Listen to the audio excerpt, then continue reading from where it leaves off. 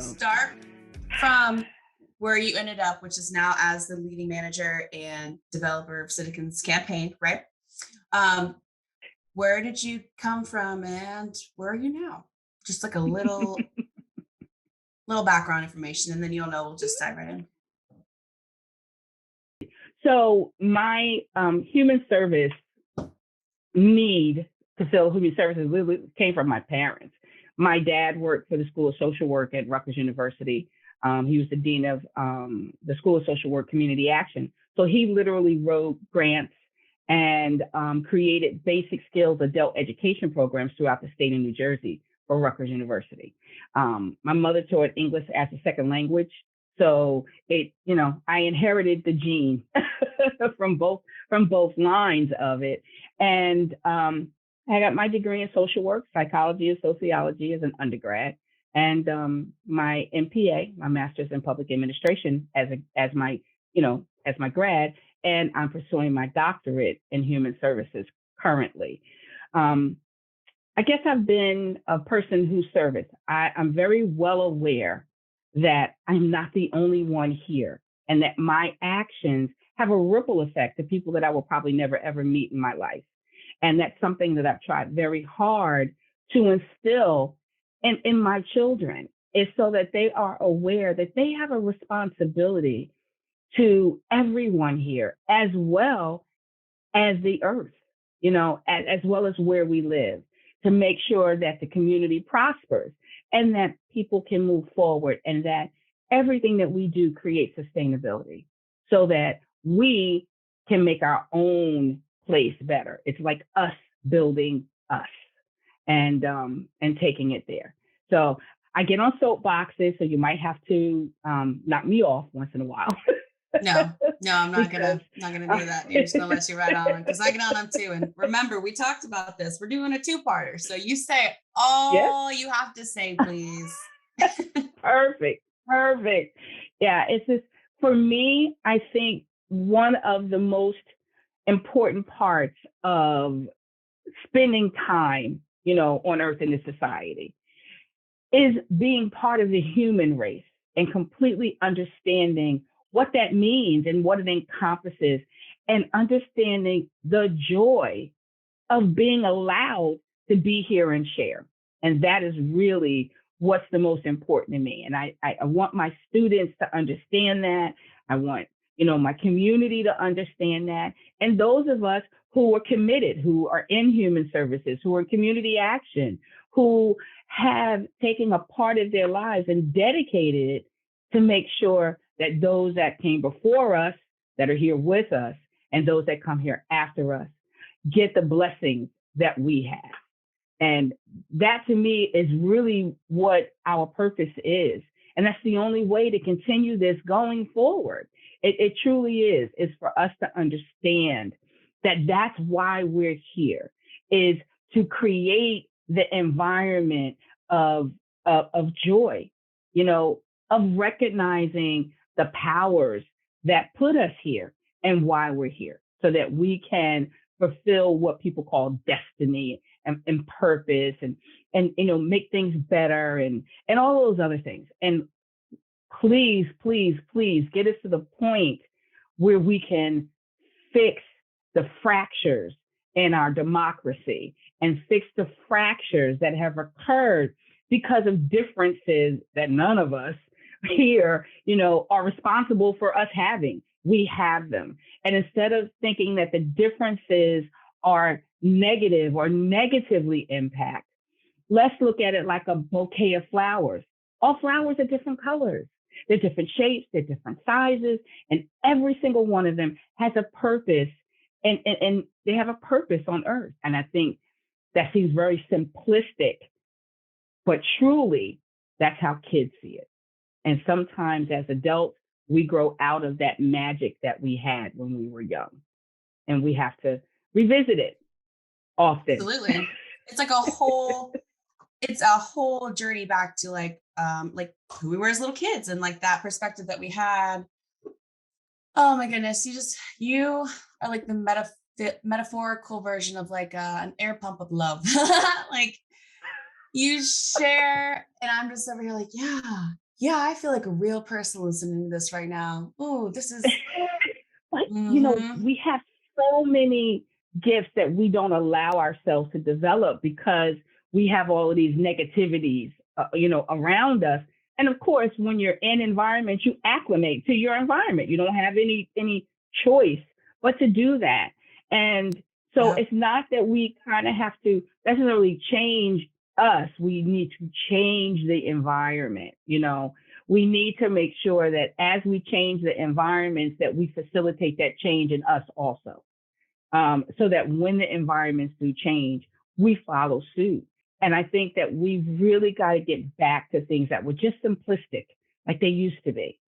Just we've gotten way too far down the technology train. We've gotten way too far down different trains, and we've gotten away from us just being simply human. So huge, that's a whole lot of stuff on one platter. And I'm so Mm-hmm. glad that you are confident in the way that you explain all this phenomenon that exists in the same realm of, our own realities right now. You just, but when I remember in the beginning of learning human services and exploring the field, those weren't new perceptions to me necessarily because I'd taken some philosophy. But man, oh Mm-hmm. man, it did not keep me from like hesitating, like, whoa, where do I start? Like where is my spot? And the environment part. I just want to put a little disclaimer in. By the time Mm-hmm. this episode drops, it will be the third in a row that we have coincidentally talked about environment. Yeah. So it's cool. I love it. Like the importance of creating the space in which we Yeah. like bring ourselves to. So, ooh, that'll be good. But Yeah. Absolutely. how did with Citizens Campaign, you have Mm-hmm. created like a learning environment that can either be presented by you or also shared amongst educators, scholars, students, especially in like high school grades, Mm-hmm. right? You have found a Correct. way to create a community connection between, young high schoolers, college students, and the Mm-hmm. places that they live. How? How did you do that? It has not been easy, and it really still is a work in progress. But one of the things that we literally took a look at and started to refine was how to engage people, right? And at what point and what level should they be engaged in at what? And creating a pipeline, right, which facilitates that interest across time, gives you longevity, has really been a task. But when we expose young children, okay, and children to knowledge and create that thirst for them to learn more, they will continue along that path and continue to absorb what they need to absorb, even through adulthood. And so by creating the pipeline, what we did was we took pieces from programs that have already been successful, right? So you have My Brother's Keeper that talked about school readiness. So you have the kids that are, 3, 4, and 5 years old, how to get them ready for school. You're dealing with social competence, the development of social competence, which is what facilitates civic engagement, understanding your voice and your place in society and what the powers behind that can impact. So with that development of social competence, that's between the ages of 3 and 6. So we really need to get in there, right? And understand when that development happens and then how to massage that development and keep that thirst and that interest going. And, young kids are very smart, right? So my youngest is 27. In his lifetime, he's gone through 9 million Game Boys. I don't know how many PlayStations, right? How many different versions of computers to laptops to iPads to, all that technology. Well, when I grew up, computers didn't really come into play until I was in high school. And we only had Atari, which was two lines in a square that acted like a ball. So the technology has developed so much. I was worried that they would get away from talking to people, writing letters, that human touch that we grew up on, that was our only option. And so with it, creating this pipeline for them to continue into adulthood with civic engagement, we took all of that into account and creating a program that literally engages them in different levels, but to get them to the same outcome. It not only has it been challenging, but oh my goodness, it's been so much fun. And we've learned a lot. What we've learned is that we can engage kids as young as 3 years old because they can all use an iPad. And we can have them develop things that they see. They know how to use smartphones. They know how to use iPads. And Lord knows they can use a VCR better than anybody else. Turn on, a lot of the technology things they can use better than adults. So what we've done is we've taken that and we've enlightened that to a game. Okay. And that game allows them to learn, right? And it allows them to then learn whatever the theory is, but also apply it in a manner that they don't even know that they're acquiring that knowledge. And then as they get older, we put them in environments where they can literally practice it and apply it. So when they turn 16, they can join what's called a Civic Trust as a junior trustee. And Civic Trust, a group of people just like me and you that want to make our communities better. That's it. We want to take issues that we face that are barriers and challenges, and we want to resolve them. We don't want to blame people for them being a barrier or a challenge or being broken. That's not where the energy should go. The energy should go in us coming together, brainstorming on how to come up with a solution that's going to positively impact the life outcomes of everyone it touches. And that's the important thing. And the civic trustees are able to do that using the 10-step no blame problem solving process, which is something that they learn through the game.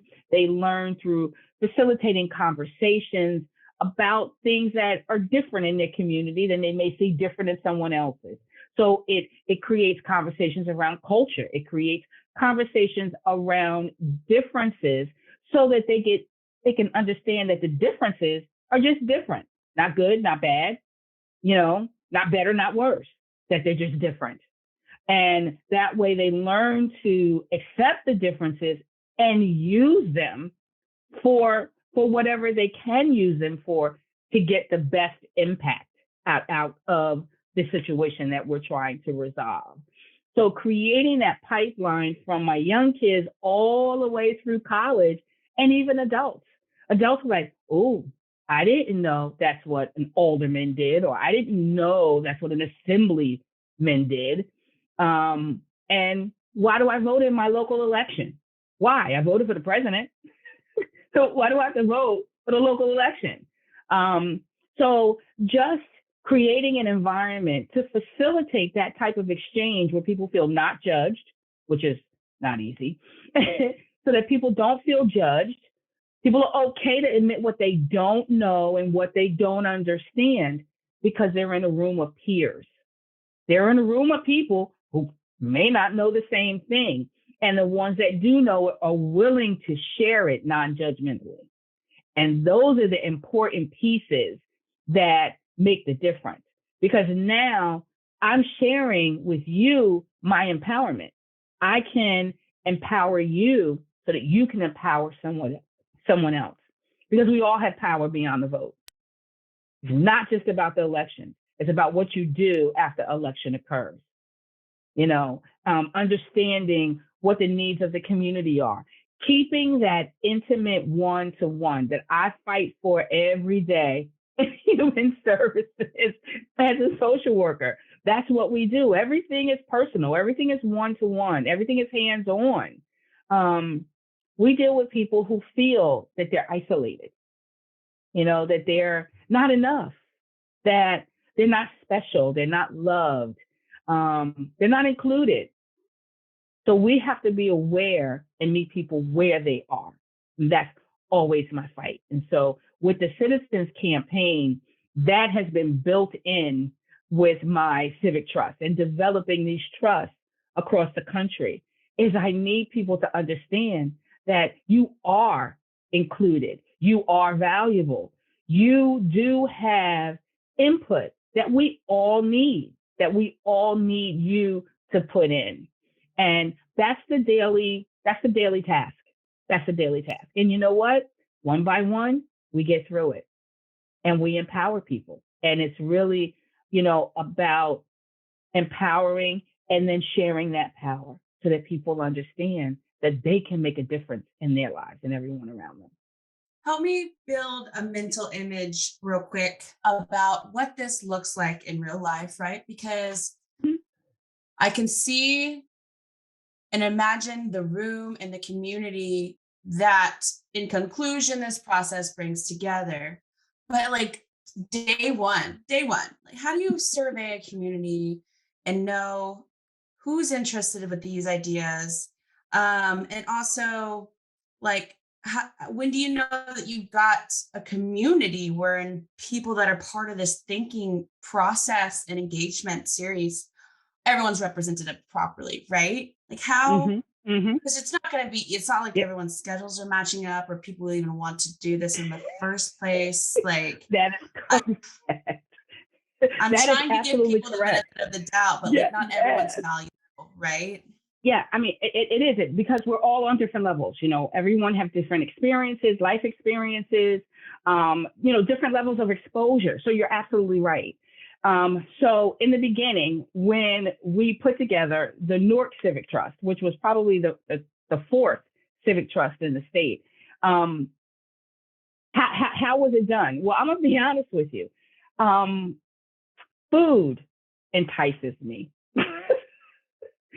You can bribe me with food. Forgot about this. Okay. Yes. And wait a minute. And you can bribe me with finger food. So imagine what can happen when it's a full course dinner. Okay. I did So 10 years in I, college. I've seen it. I've seen it. I've yeah, eaten it yeah, too.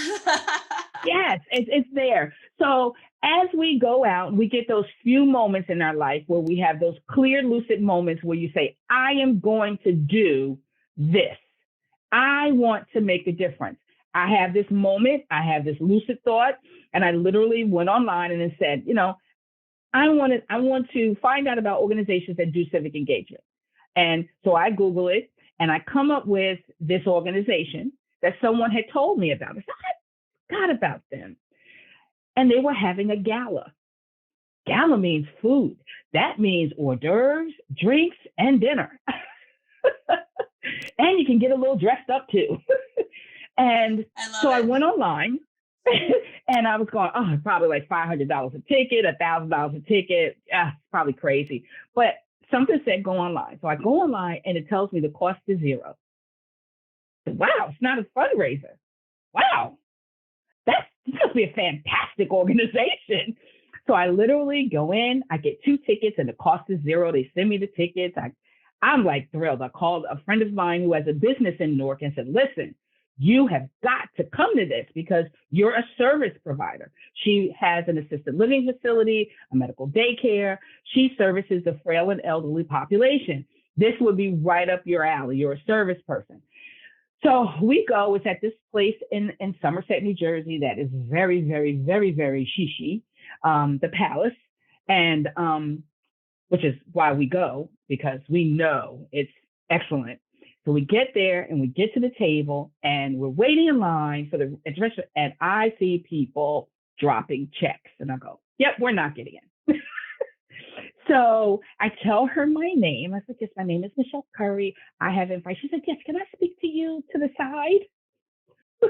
I said, this is it. I'm getting arrested. It's going to be a clink clink situation. And I'm dressed. So at least my mugshot will look great. And she says, there was a You small did error not have these on thoughts. your ticket. I was like, really? She said, yeah, the tickets are actually $125, but you caught it at the exact moment that the system had a glitch. So we're going to let the two of you in for nothing. I was like, Meant to be now there. You're that meant to be there. is, Yeah. and that's exactly what my girlfriend Mary says. Okay, so we're obviously supposed to be here. So we go in. And the who's who of New Jersey is there. And I said, I am joining this organization. And we joined that night as civic trustees.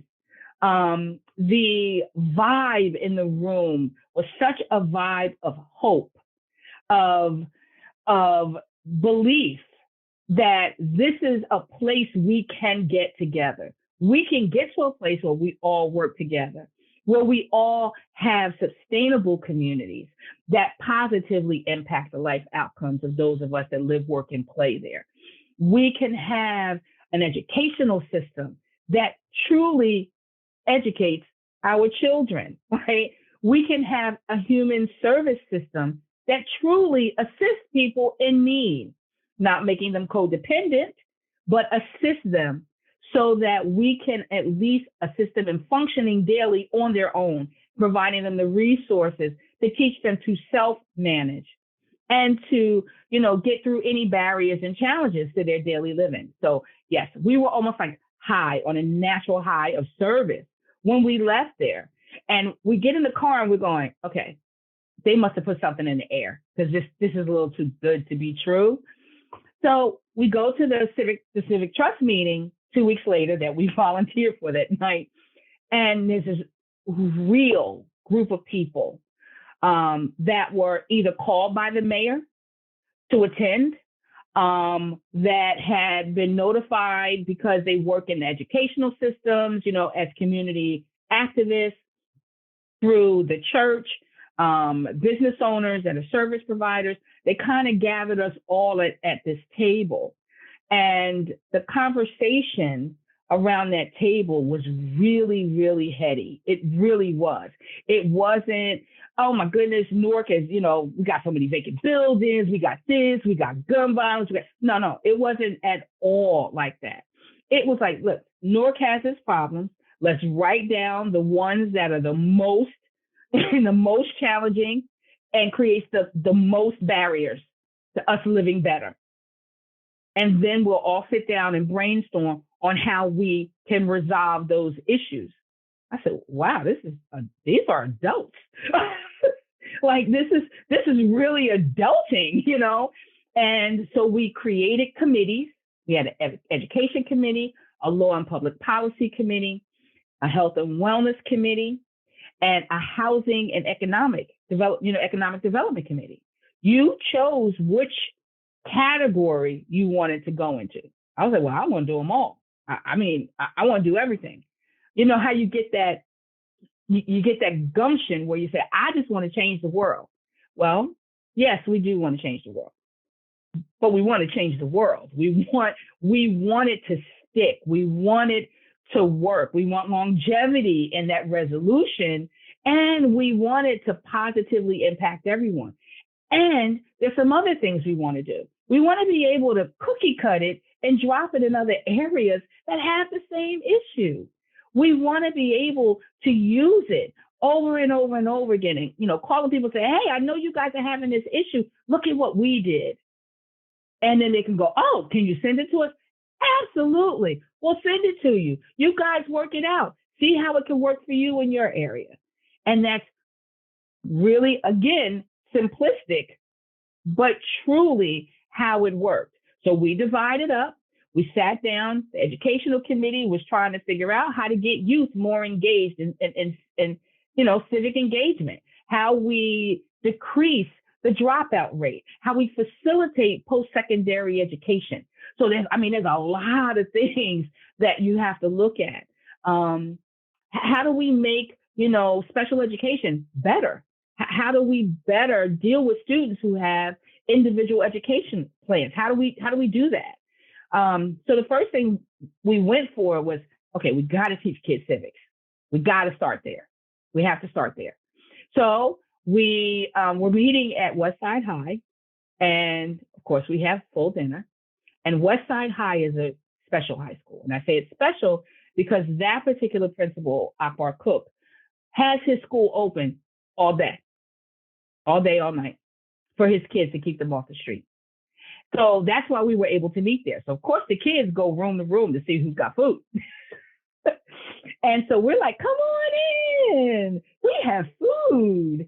And they came in, they listened, they literally absorbed it like sponges. And they asked questions that we were like, oh, we didn't even think of that. Well, wait a minute. Because why? They're in the education system. They're literally in it. So they felt that what we shared at this meeting was something all of their, you know, all of the people in their class should be privy to. So what did they do? They went to a school board meeting and told the school board that every student in Newark should have this power civics, exposure to this power civics.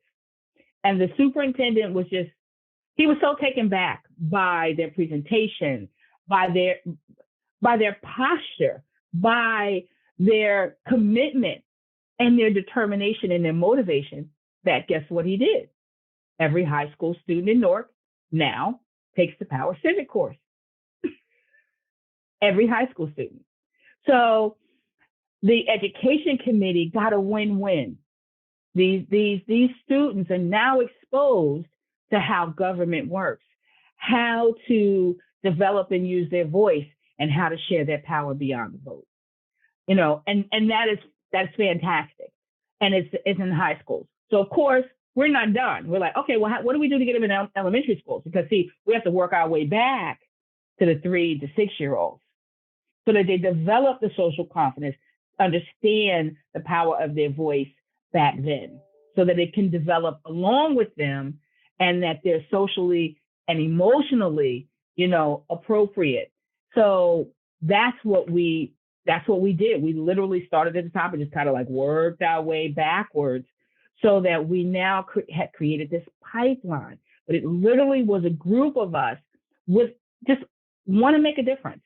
And we all came to the table by different ways. However, God got us there. God got us there.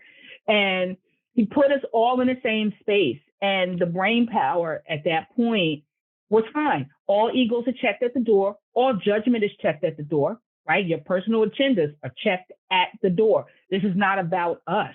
It is about the community that we're serving. And as Newark began to get win-wins, Trenton was already getting win-wins. Perth Amboy was getting win-wins. So we had multiple cities come to Newark saying, hey, we want to sit in on your meeting because we want to do this where we are. How Patterson got started. South Plainfield got started. We're working on Orange and East Orange now, Jersey City. So, and as people participate, you know, they refer, you know, the mayor of Newark, Mayor Baraka, tells people all the time, yeah, you need to get one of them trust things in here like we got. You need to do that. So word of mouth becomes very powerful because it's literally sharing the power. And for a community to be empowered, then that means the community is only going to get better. It doesn't make it worse for the politicians, it makes it better.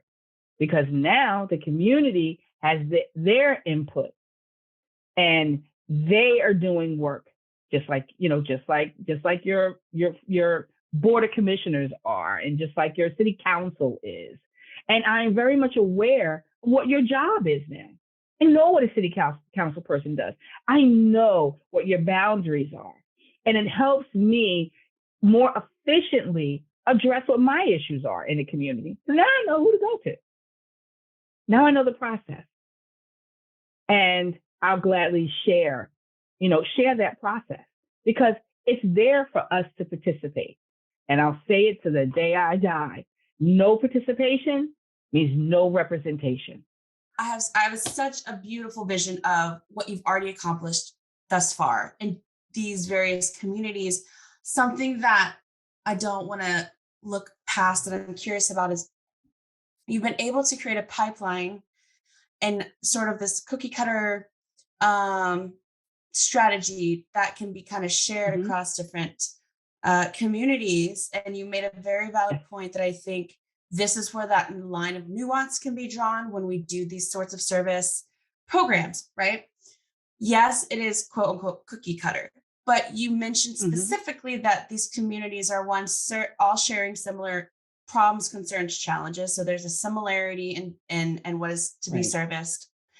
And they're still able to have the capacity to use it in the way that they need.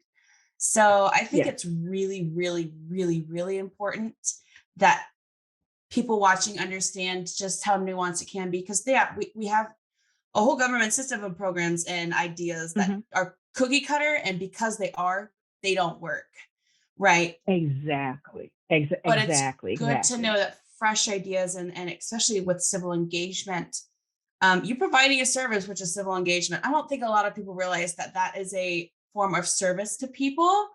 Yeah. um Yeah. the other thing that I can't get out of my head is I keep thinking, holy shit, like we have some tight, very, very deep illusions about the way we picture the community, right? You're tapping into something that a lot of people will purposefully ignore or might not be awake to, which is that call of service, that participation, right? Right. Um, and I just can't get over the fact that that idea of what we think community is so made up. It's just not real. And so it's actually kind of baffling to think so many of us are so that far apart from our communities. Yeah, and being a social worker, being in the social service, being in healthcare, okay, being in those service areas, yes, we do know that when we cut and drop programs, that they're rigid. I mean, they're rigid. Either you qualify or you don't. There is no gray area, which I'm sure is a turnoff to most of us. But they're rigid. The one thing that I like about this particular model is it's a structure, and it's almost a structure without a full wall if you want to visualize it. So it gives you space to adapt it to who you are and what you're doing. It's almost like clay. Okay, I'm going to give you the clay. I'm going to give you, certain things about the clay, and then you're able to mold it in certain ways that work better for your community, right? Because it can't work better for you, it has to work better for the community. And as we take a look at even the nuances in between three areas in New Jersey, Paterson, Newark, and Trenton, right? Similar demographically with the same barriers, gang violence, gun violence, high crime areas, not great school systems. They're all turnaround districts. The state, of course, ran the city of Newark for years. Okay. And the other two have been fighting off the state for a while.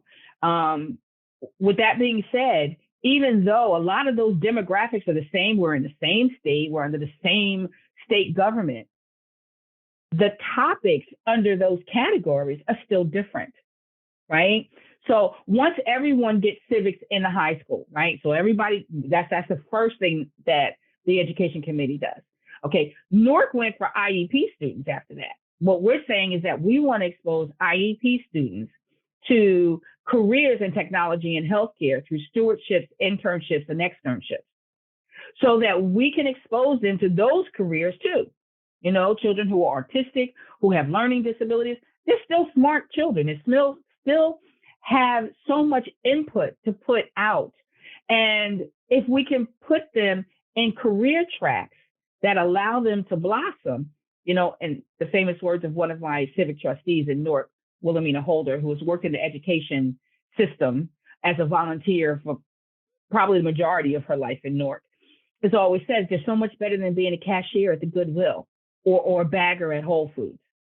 Not knocking those jobs, because they get those jobs and exposes them to the community, not knocking them. But if they can do that, they can too work for Google. They could do technology jobs too. They could do healthcare jobs too. So that's the topic that Newark went to. We were like, yep, let's deal with the IEP issue, on making special education stronger and better. Paterson has taken a look at a pilot program that we have called the Global Village, that a friend, several of us parents got together, probably about 6-7 years ago, to figure out how we can help kids become more civically engaged. Because after I did research for my dissertation, I was flabbergasted by the civic engagement cap. I kept just going, this is insane to me. That, and then of course, understanding the connection to the school of prison pipeline, I said that there's got to be a way we change this. And so what we did was we sat down and we said, how can we engage kids? At the same time, utilize standard core curriculum so that we're teaching them and the same thing the schools are, but give them the ability to be imaginative and creative, plus expose them to careers they're not exposed to, and teach them how communities run. No one's teaching our children how to maintain communities. Nobody is doing that. And they got to take care of us. So that's a little bit of a problem. So we created what we call the Global Village. It is a STEM-based program where they literally build a community from dirt. They have to build a physical plant and all the systems, all the municipal systems.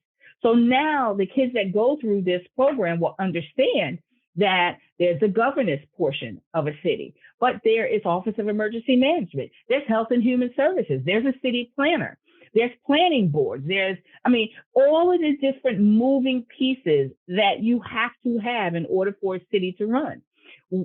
Economy, learning about economy. Are you going to use a dollar? Do you need a hospital? Do you want a New Jersey PAC, an arena, a Lincoln Center? How does that impact your community fiscally, right? So green space, literally what is the importance of green space in the community so that they are able to learn all of these things. And plus they're exposed to careers in urban planning, civil engineering. When was the last time we met a civil engineer? Mechanical engineering, right? Public administration, all of these things, Homeland Security, because that's who manages the Office of Emergency Management. So there were these nuances of careers that are not exposed. We're not exposed in certain urban and rural areas. And they're going to be using GIS, which is Geographical Information Systems, that of course the government uses to map everything, which is a job in itself. If you get certified as a GIS, you can get a really good job. So they'll be using that. So Patterson dove right into that. I happened to be talking to a parent about it, and they were like, well, why can't we do that here? And I went, well, I guess you can. So they said, okay, well, let's do that. And they want to do it with the parents also. So now it becomes intergenerational because the parents and the children can get together and develop. And then they'll be able to print it on a 3D printer once they design it and literally have a model of the community that they designed. So that's where Patterson went. Trenton went to after-school programs and supporting after-school programs. So they're looking at the coalition of community-based organizations that offer educational support after school and how to strengthen those structures and expand those programs. So even though we all have the same issues, right, we're free to go in the directions that we feel that the community is saying, these are the issues. We're real clear on what the boundaries are and what we're talking about. Now let's look for an evidence-based model. If it's broke here, it's broke somewhere else. How are they handling it? Maybe we can take the foundation of what they did and make it work here. We don't have to change it, obviously, but we can make it work here. At least we're not reinventing the wheel, right? Because again, we're all volunteers. We're all trying to make things better, but we don't have endless gaps of time. You can find previous talks on our YouTube page. Just search NOHS Organization and click subscribe. All of our social media handles can be found in the description box below. And of course, there is a ton more to learn and do on our website, nationalhumanservices.org.